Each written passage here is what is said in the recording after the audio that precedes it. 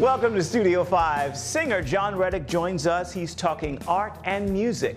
Filmmaker Raoul Peck is with us to share his documentary on the life of South African photographer Ernest Cole.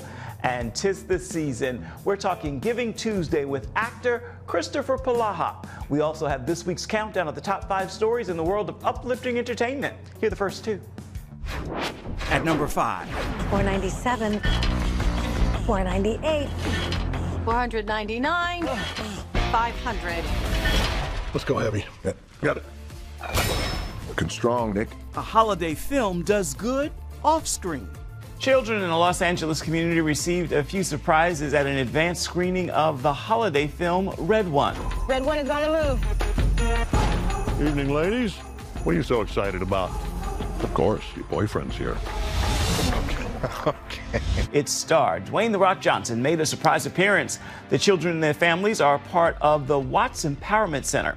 Amazon and MGM Studios hosted the movie event and distributed fun and educational gifts from Wonder Kids. Those presents included Barbie dolls and Hot Wheels from Mattel. Amazon also donated a bus to the Empowerment Center to assist these families. Johnson's character is the head of the North Pole security in the holiday action film. He helps a bounty hunter to rescue Santa. Who's with Red? Reach! Someone took Nick. We're gonna find him. At number 4. They told me, pom-pom-pom. A Christmas tradition with For King and Country gets an extension even before it premieres. A Drummer Boy Christmas Live will now run in theaters December 5th through December 12th. Introduce us to what we can expect when we get in the theater for this.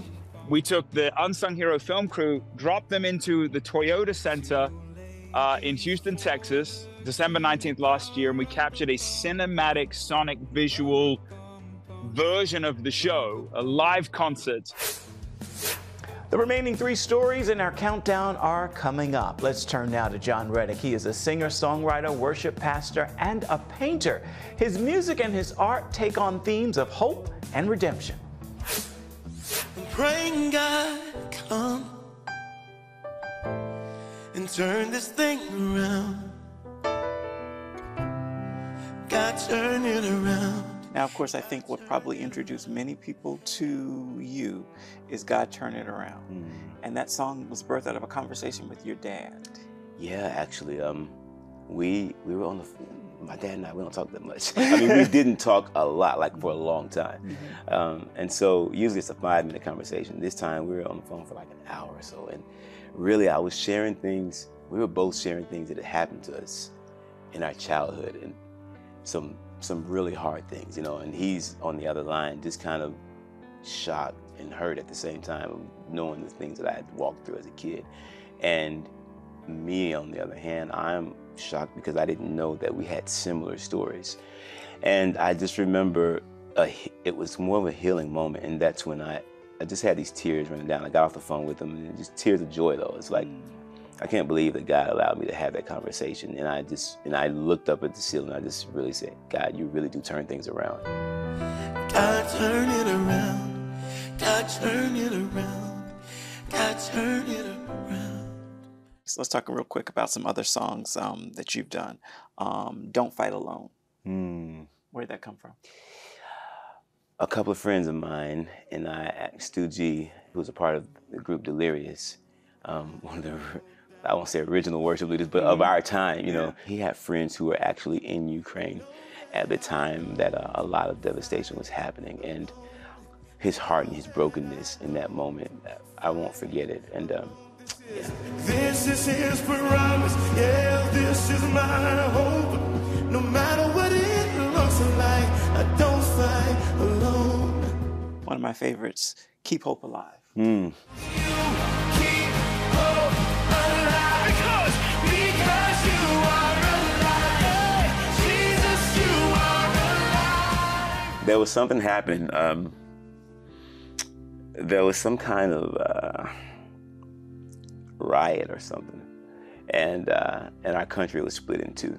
And the biggest thing in my mind, though, was thinking about my son, who was 13 at the time, and I said, man, I can't fathom, I can't understand but my son is a good kid. He's just a kid he believes in equality, fairness for anybody. I couldn't imagine a world of people that can hate him. I've experienced racism for myself. I couldn't imagine experiencing it, or I couldn't imagine my own son having to go through it. And I also painted this painting that was also totally about this whole idea. I didn't realize they were all in the same week. And he said, this thing I thought about, you keep hope alive. And so we started writing with our friend Anthony Skinner. That's how the song came about. Beautiful. Speaking of painting, you mentioned you are a painter. Where did that come from? Art and music kind of always had this thread side by side for me. So I don't know if my brain was one side was picking one side, I don't know. But they always wrote parallel with each other. So it became a way of getting the things out of my heart that I didn't necessarily know how to put in words or put in the song. Or sometimes the song would be this version, but the art would be the completed version of the entire song. So that's kind of how, that's kind of how they run parallel for me. So I brought some samples of your work. Oh man. I want to get your reaction or the story behind those that I've chosen to pull from. Nobody's ever done this. That's crazy, man. So I'm going to ask you about some that I have here. This is yours, correct? That's mine. What the inspiration of this? That's actually from a movie. It's Ray Charles.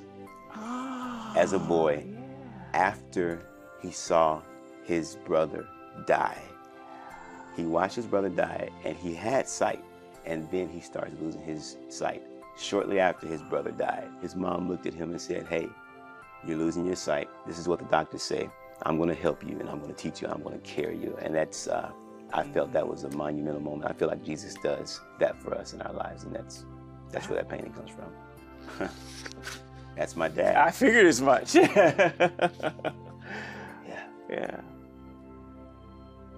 That seems to touch real deep. I don't even know why. It's just, I'm just grateful.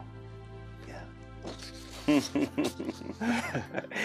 Man, that is called cleaning up. After the brokenness hits you, I remember painting that. It's time to say, you know what? All right, you stand up on your feet and you get yourself together and you figure out how you're going to take your next steps, the next right step. Jon Reddick has several singles just out this year, including a song with Toby Mac. It's called Nothing Sweeter. Get it wherever you purchase, download, or stream your music material. Still to come. A reality dawned on me.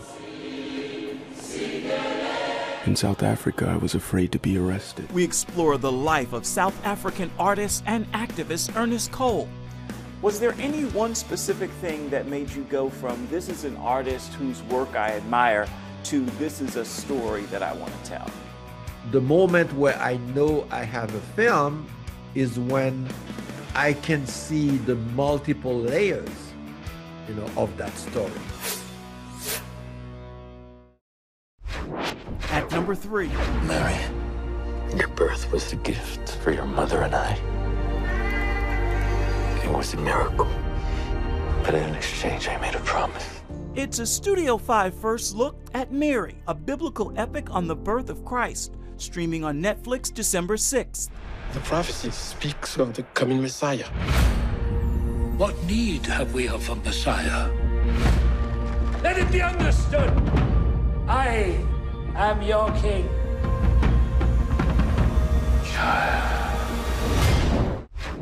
At number 2. Listen carefully, because I'm going to tell you what is about to happen. A first look at the Last Supper and a few scenes coming in season 5 of The Chosen. This is my Father's word. If you could, now that we've come so far, look back over the course of your life, your acting career, have you spotted signs that you were being prepared for this, called to this? 1,000%. I mean, from the time I was 11 or 12 years old. 11 or 12? Yeah, well, where I reenacted the Passion in my backyard after having watched Jesus of Nazareth. Wow. I built a life-size cross and painted the nails and the blood and carried it around my backyard, made a crown of thorns from some thistles, and so I, from that moment.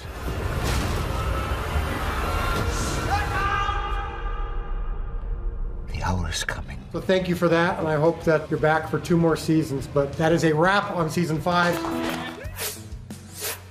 And welcome back to Studio 5. The final uplifting entertainment story in our countdown is coming up. Right now we want to turn to Oscar-nominated filmmaker Raoul Peck. His latest film shares the story of photographer Ernest Cole. The South African artist and activist found himself in America and unable to return home. My name is Ernest Cole. I was born March 21st, 1940 in Pretoria, South Africa. Every day, every hour, despite the dangers, I photographed apartheid without stopping. So we have this film, but when did you first make your connection in life to the photography of Ernest Cole? And when did you realize that the pictures that you were admiring all this time were his? I started seeing those pictures very early on. In the 70s, I was in Berlin, a young student. I was 17, and the anti-apartheid fight was center. So the photos, like those photos of old white women sitting on a bench with white only, inscribed on it. We used to take them for our pamphlet, for our press release, and so those pictures were considered tools in the fight. Right. And it wasn't until much later where I understood, what his work meant, and was a big, inspiration for me to write the movie itself. Was there any one specific thing that made you go from this is an artist whose work I admire to this is a story that I want to tell? The moment where I know I have a film is when I can see the multiple layers, of that story, because I'm interested in making films that can have an impact about our fights today.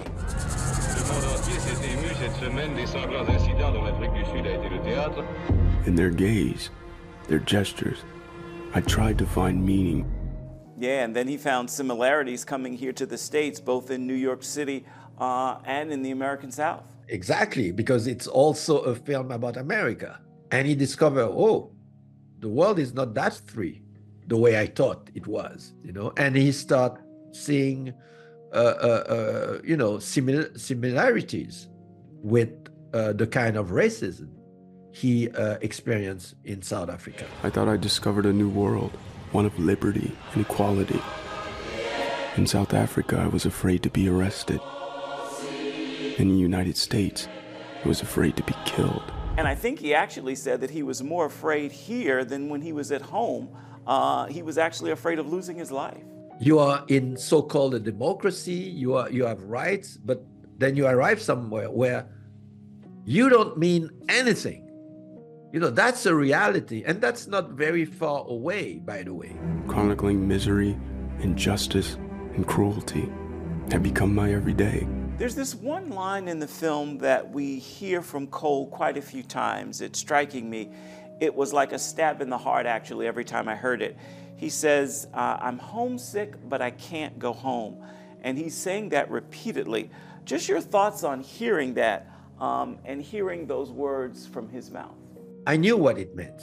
And today, for me, I live with whatever is happening in Haiti right now, which is chaos, whatever is happening in Congo, which is chaos, millions of people are dying. You live with that every day of your life.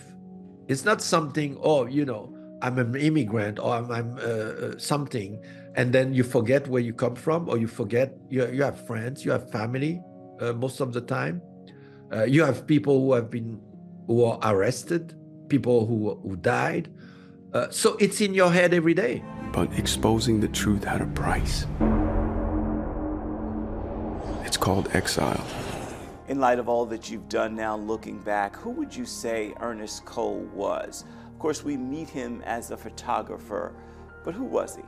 This incredible trove of incredible photos, the risk he took, the fact that he survived that. People forgot that he was the first one to make those pictures and to make sure that the rest of the world would discover what apartheid was, what it means in the life of each South African.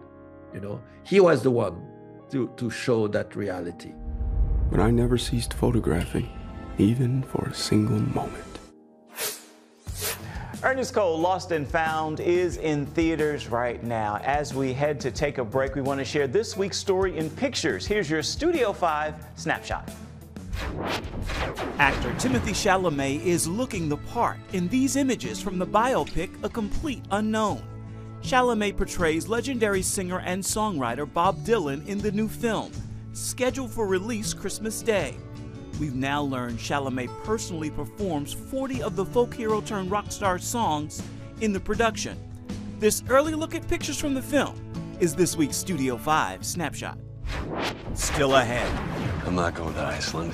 Actor Kristoffer Polaha is bringing awareness to Giving Tuesday. Why is this so important? It's nice. It's nice for the soul to give back, and World Vision has made it an absolute pleasure. At number 1. You will be my instrument. Who are you? Denzel Washington. I was put on this earth to share and to be an example of the power and wisdom and grace and mercy of God in my life. Shares a divine encounter while giving reporters a behind-the-scenes look at his latest film. I was sitting on a yacht listening to a song called The Face of God. And nobody was up. I was in my prayer, meditation, reading my Bible. And I'm like, Lord, everybody can see your face. I want to see it. While I said it, when I said, I want to see your face, I heard, look to your left.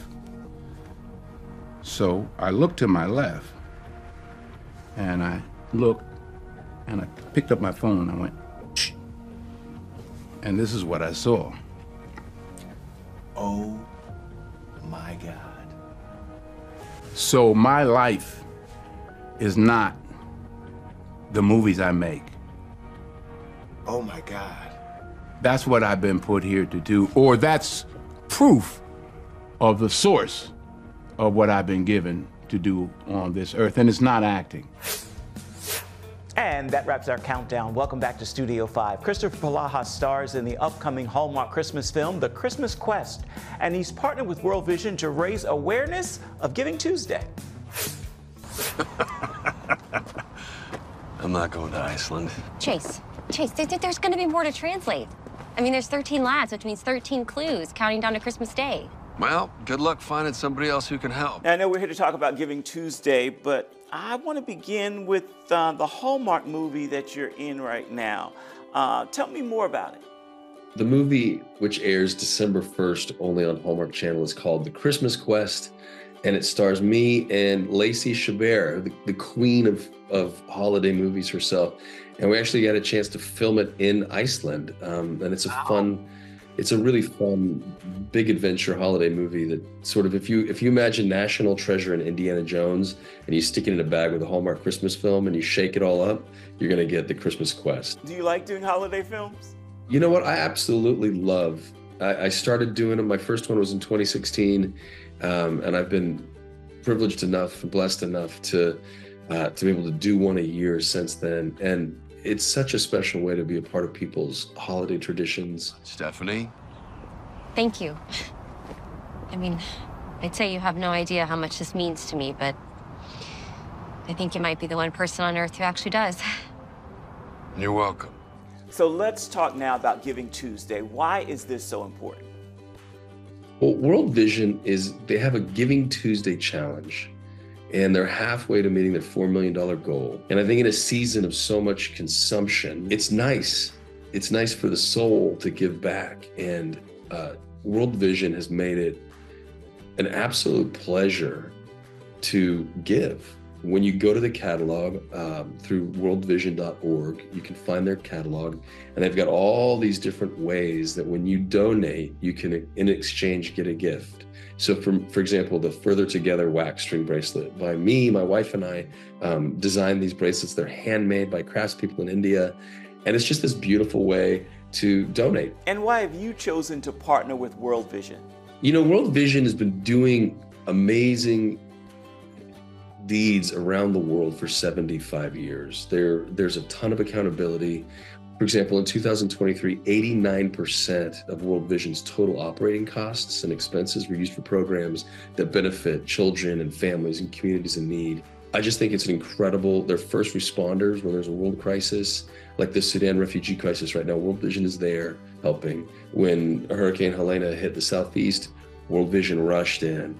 And again, so many different ways that they provide aid, whether that's through fresh water and well digging, or if you go again to the catalog at worldvision.org, your family, you can donate a goat, and World Vision will literally send a goat to a family, and then that family can use the goat for milk and get nourishment, and then any excess milk they can turn into yogurt or cheese, and they can sell that, and they can also start to make a living. So just really cool, sustainable ways that World Vision is going into communities in need and helping. You go to worldvision.org, you peruse the catalog, and you just start helping, and it really does feel amazing. Giving Tuesday is December 3rd. For more information, visit worldvision.org. Hallmark's The Christmas Quest premieres on December 1st.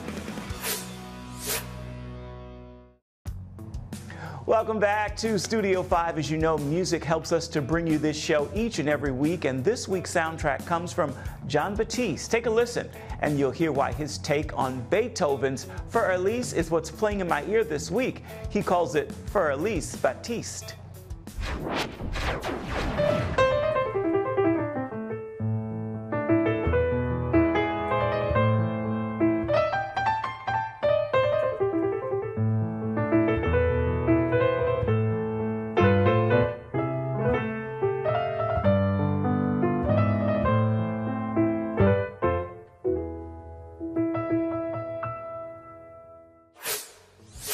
He is such a master on the keys. On that musical note, we are just about out of time for this week's edition of Studio 5. So let's take a quick look at what we have in store for you on next week's Rundown. Your birth was a gift for your mother and I. A Studio 5 exclusive sneak peek at Mary, the biblical epic coming-of-age story of Jesus' mother. I don't understand how it is your will that I should marry this perfect stranger. The film's director joins us to talk about the movie. We base into the scripture that we know the foundation of her story, and we know we're going to have to figure out how to extrapolate and expand and do it with reverence. So that's really, you start with the basis, you get to Matthew, you get to Luke, you get to reading the gospel, and you understand her story and her plight. Hey, be sure to join us for that story and so much more come next week. As for this week, we've got just a few moments left in our show. We want to give that time to Jon Reddick. He's got this week's final word. If you could go back and talk to young Jon at the beginning of the journey, knowing what you know now, what advice would you give that little boy who wanted to run away, who didn't think he could, and what would you tell him? I'd tell him to keep dreaming. I'd say keep dreaming, and I'd say let God continue to mold your heart. Like, I think that's a hard thing for us to do sometimes, is to give our entire selves to God so he can actually do the molding that he wants to do. Like, we're cool to let him mold it as far as we want it. But those things that are in us that we don't want, he has to mold those too. And so, yeah, dream, but also let him keep molding. Hey, Jon, thank you. That is a great final word for this edition of Studio 5 and for this week's look at uplifting entertainment. Until next time, I encourage you to make time to uplift someone around you, and then please come on back and see where Studio 5 takes you next week. Bye-bye. Thank you so much for watching.